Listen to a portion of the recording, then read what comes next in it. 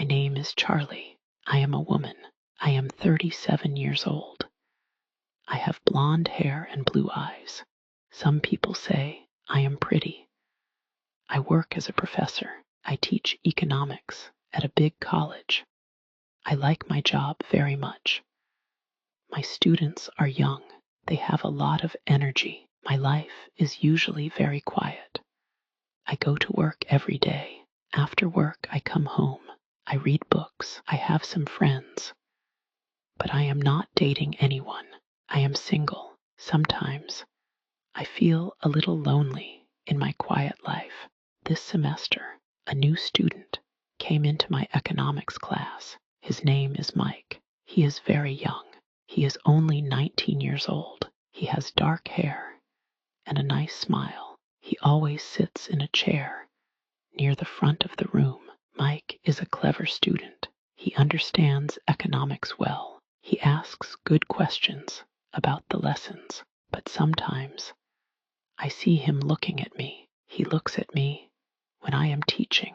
He looks at me when I am writing on the board. It is a different way of looking. It is not like how the other students look at me. It is a look I notice after class. Mike often stayed. Other students left quickly, but Mike waited. He always had something to say to me. It was usually about the lesson, but sometimes it was more. He would look at me and smile. "Professor Charlie," he said one afternoon, "your lecture today was really interesting. You explained things very well." His eyes looked friendly when he said this. Another time he said, "You look very nice today, Professor. I like that color on you." He said it quietly, and I felt my face get warm. I was surprised by his words. He was my student. He was only 19 years old. My mind started to think, "Charlie, be careful," I told myself. "This is not right." He was too young for me, and I was his professor. There was a rule about this. It was wrong to have these kinds of talks. When he tried to talk about things that were not economics, I tried to stop him. "Mike," I would say, making my voice sound strong, "do you have a question about the lesson? We should talk about economics." I wanted to be professional. I needed to set a clear line. I told him, "My personal life is my own, Mike, and yours is yours." I tried to show him that our talks must only be about college and lessons. I tried to push away the strange feeling his words gave me, but it was difficult. A small part of me felt a little bit happy when he said nice things. It had been a long time since someone paid me this kind of attention. It felt nice to be noticed, but I knew it was a bad idea. I knew I had to be strong. I had to be careful. He was my student, and that was the most important thing. I tried hard to remember this. Every time he stayed after class, I tried very hard to be a good professor. When Mike talked to me, I only talked about economics. I said things like, "Do you have a question about the lesson, Mike?" I did not want to talk about other things. He was my student, and I was his teacher. This was very important. I knew it was wrong to think about him in a different way. I told myself this many times. "Charlie, be careful," I thought. "He is much too young for you. This is not right." I tried to keep a professional distance between us. I did not want any problems at work. My job as a professor was very important to me. It was my life. But Mike continued to look at me in a special way. He continued to smile at me after class. He sometimes said nice things, but I tried not to listen to them. It was difficult to ignore him completely.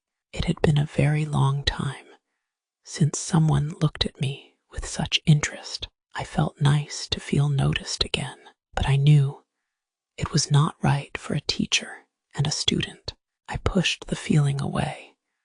I focused on my teaching and my research. The weeks went by quickly.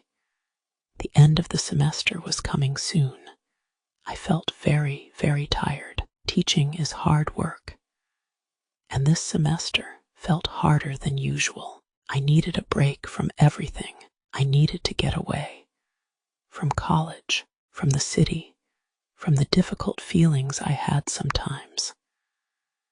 I wanted to forget about work for a while. I wanted to rest and relax. I looked online for a holiday.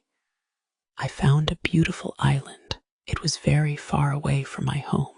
It looked like a place with lots of sun and quiet beaches. It seemed perfect for a tired person like me. I decided to book a trip there. I thought, I will go to this island. I will sit on the beach under the sun. I will read books and listen to the sea. I will swim in the warm water. I will not think about work. I will not think about college. I will not think about students. I will not think about Mike. I packed my bags slowly.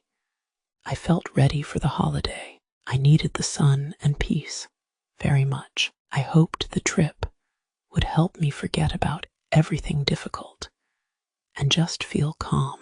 I just needed a simple holiday away from my normal life. I looked forward to leaving the city and flying to the warm, sunny island. It felt like a good plan, a plan to rest, to forget, and to find some peace. I was on a beautiful island for my holiday. I needed to rest. I was sitting at a bar on the beach. The evening was warm and nice. I had a cool drink in my hand.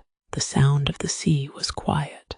There was soft music. I felt very relaxed and far away from my normal life at college. Suddenly, I heard a voice. It called my name.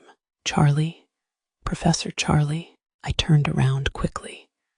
My eyes went wide with surprise. Standing there was Mike, my student from college. He was with some friends. I could not believe it. Mike was here, on this small island, at the same time as me. It seemed impossible. Mike walked towards me. He had that smile he used in class. "Hello, Professor Charlie," he said. "This is amazing. What are you doing here?" I said, "Hello, Mike. I am on holiday." He stopped near my table. His friends were watching. "Wow," he said again.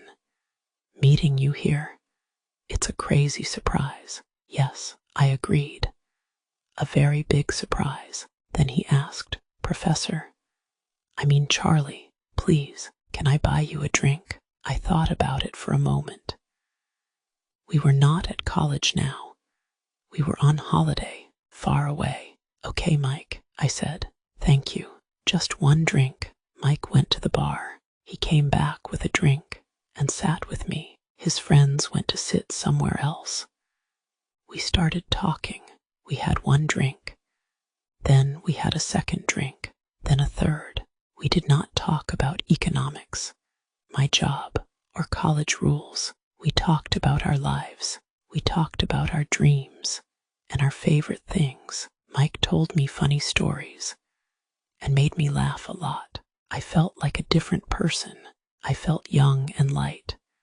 I was not Professor Charlie. I was just Charlie. Mike looked at me a lot. Later, the bar closed for the night.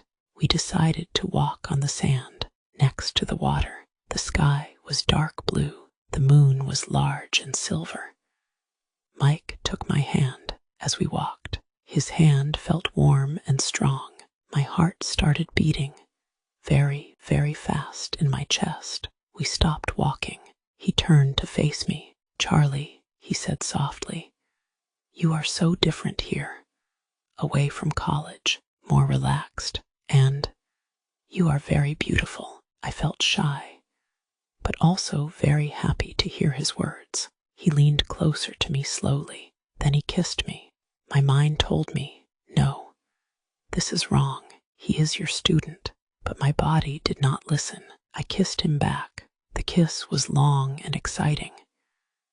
It felt like everything else in the world stopped. After that, We walked from the beach to the hotel where Mike was staying.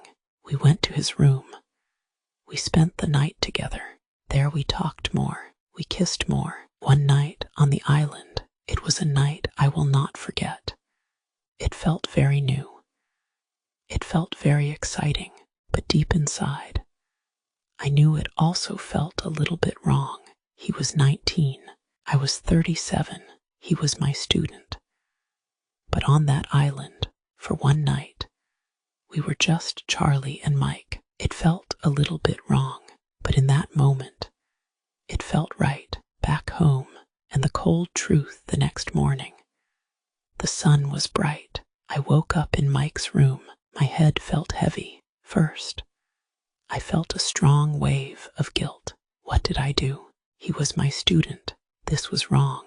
But then I also felt a strange happiness. The night before felt good.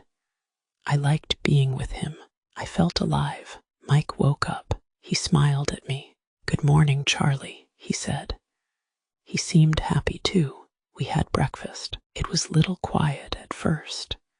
I knew I had to say something. "Mike," I said carefully, "last night, back at college, it can't happen again." I felt nervous. He looked at me. "I know," he said, "but I like you, Charlie, a lot. Can we maybe see each other sometimes?" Quietly, in secret, he looked serious. A part of me wanted to say yes. My heart felt warm.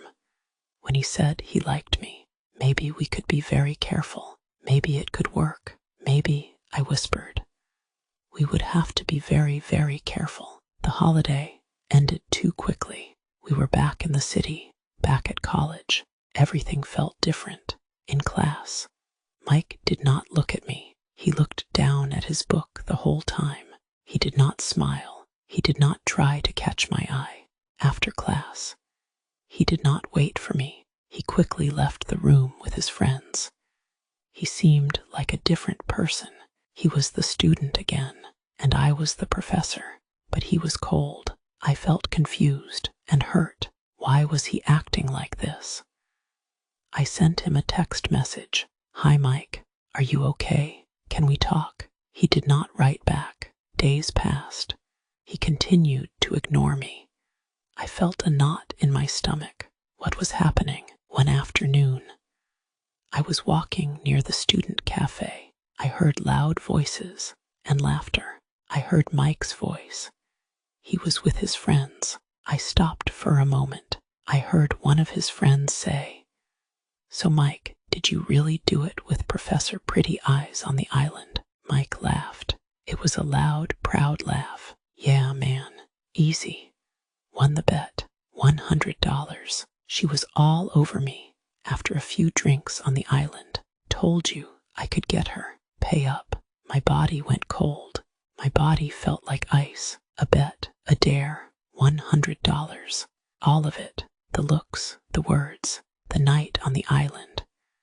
It was all a game to him. Cruel game. To win money. To look good to his friends. My heart felt like it took into many pieces. I felt sick.